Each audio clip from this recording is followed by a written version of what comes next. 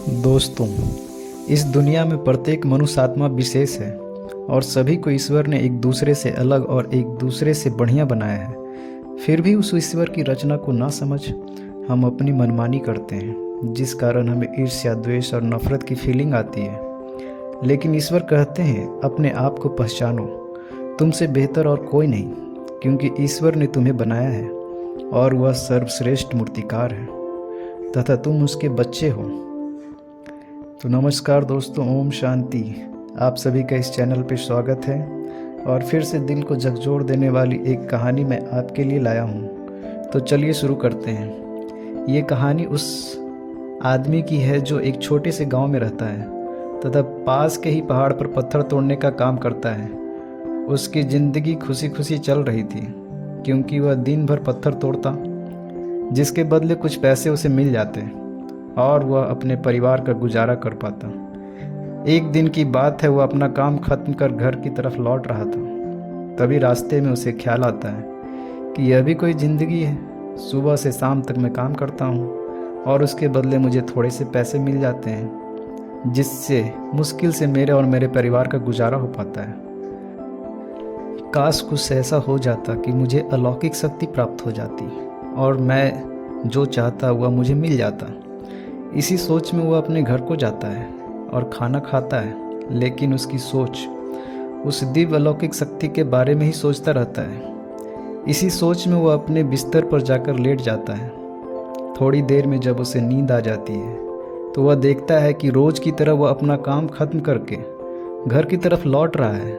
रास्ते में एक बहुत बड़ा घर देखता है और उसके मन में यह ख्याल आता है कि काश यह घर मेरा होता, और उसके सोचते ही वह उस घर का मालिक बन जाता है और बहुत खुश होता है। लेकिन उसकी खुशी ज़्यादा देर नहीं टिकती। उसे अपने घर के बाहर बहुत ज़्यादा शोर सुनाई देता है। जब वह घर के बाहर झांकता है तो देखता है कि कोई राजनेता की रैली जा रही है और हजारों के बीच में एक व्यक्ति खड़ा है, जिसके लोग नारे लगा रहे हैं। सब उसे देखने के लिए तड़प रहे हैं। तभी उसको एहसास हुआ कि मैं कितना छोटा हूँ, काश मेरे पास भी ऐसी पावर होती। यह सोचना था कि वह राजनेता बन गया।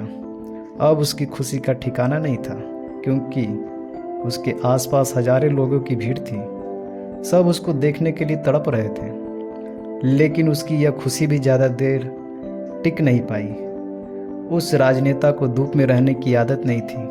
गर्मी बढ़ी तो तेज धूप की वजह से उसे चक्कर आ गया और वह बेहोश होकर गिर गया। जब वह होश में आया तो उसे एहसास हुआ कि राजनेता सबसे ताकतवर नहीं है, यह जो सूरज है यह सबसे ताकतवर है। और उसके मन में आया कि काश मैं सूरज बन जाऊं तो मेरे आगे कोई टिक नहीं पाएगा। इतना सोचना था कि वह सूरज बन गया। अब तो वह खुशी के मारे पागल हो गया, क्योंकि पूरी दुनिया को अब वही रोशन कर रहा था। उसकी रोशनी को कोई रोक नहीं सकता था। लेकिन उसकी यह खुशी भी ज़्यादा देर नहीं चली। कुछ ही देर बाद आसमान में काले बादल आ गए, जिन्होंने सूरज की रोशनी को रोक दिया। उसे यह एहसास हुआ कि दुनिया में ऐसा भी कोई है जो सूरज की रोशनी को रोकने का दम रखता है। फिर उसके मन में ख्याल आया कि काश मैं वह बादल बन जाऊं। इतना सोचना था कि वह बादल बन गया। उसे एहसास होने लगा कि मैं आसमान में उड़ रहा हूँ। मैं जहाँ चाहूँ वहाँ जा सकता हूँ, मुझे कोई रोक नहीं सकता। लेकिन थोड़ी देर बाद बहुत तेज़ हवा का एक झोंका आता है और उस बादल को उड़ाकर ले जाता है। फिर उसके मन में आया कि बादल से भी ज़्यादा शक्तिशाली तो यह हवा है। काश मैं हवा होता। इतना सोचना था कि वह हवा बन गया। अब उसे एक अलग ही ऊर्जा का अनुभव होने लगा। वह जब चाहता बह सकता था, जिसे चाहे आंधी तूफान बनकर साथ ले जा सकता था। अब उसे विश्वास हो गया था कि दुनिया में मुझसे ज़्यादा शक्तिशाली और कोई नहीं, मैं ही सबसे ज़्यादा शक्तिशाली हूँ। लेकिन उसकी यह खुशी भी ज़्यादा देर नहीं चली, क्योंकि तभी उसके सामने एक पहाड़ आया। उसने अपनी पूरी ताकत झोंक दी, लेकिन पहाड़ को तनिक भी हिला नहीं पाया। तब उसे एहसास हुआ कि दुनिया में कोई है जो हवा से भी ज़्यादा शक्तिशाली है, जिसमें दम है हवा को रोकने का। फिर उसके मन में आया कि काश मैं पहाड़ होता। सोचना था कि वह पहाड़ बन गया, लेकिन हर बार की तरह इस बार भी उसकी खुशी ज़्यादा देर नहीं टिक पाई। उसे कोई जानी पहचानी आवाज़ सुनाई दी।